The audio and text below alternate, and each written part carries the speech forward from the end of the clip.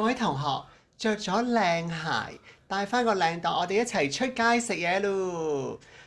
今次咧同你哋去我屋企附近，好多人都話佢做嘅撻係全巴黎最好嘅撻，呢間嘢叫做 Bon Temps，一齊睇下佢入邊，哇！就係個色鬼，咦？呢條仔幾靚喎！冇，我哋睇翻啲餅先，就係個色鬼嗰啲撻咧已經好吸引。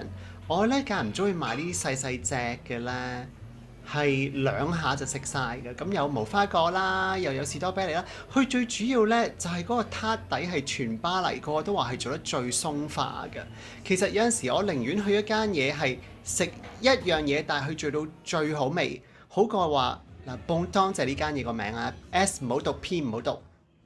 我又飄入嚟啦，我又做咗全世界人嘅 attention 啦。你哋睇下我笑到。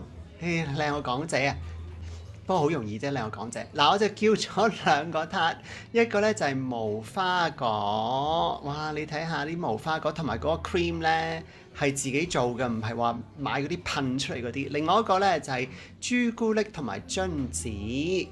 咁我哋嚟個切割圖先。嗱，你睇下呢啲手指咧，骨累除嘅咧，就肯定唔係我手指啦。我剛剛想講咧，我寧願去一笪地方，佢係整一樣嘢，譬如佢淨係整撻，嗰啲撻係好靚，好過一個地方係整好多唔同嘅 cake，但係冇一個好食咯。嗱，我哋即刻試下味先。咁啊，樣樣都攞少少啦，少少無花果，少少撻，然後咧就一大劈 cream 咁樣啦。啊！真係睇見都開心啊！真係，千祈唔好滴到我件衫，如果唔係喊都冇謂。真係好正，係好香咯。佢最主要係嗰個撻鬆化程度呢係一流。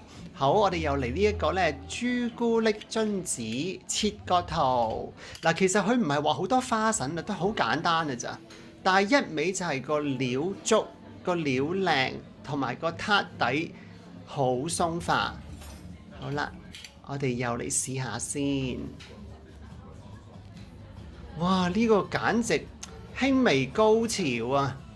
哇！你睇下我嗱，一個 close up 俾你睇下，係嗰個撻呢係好多好多好靚嘅牛油做成。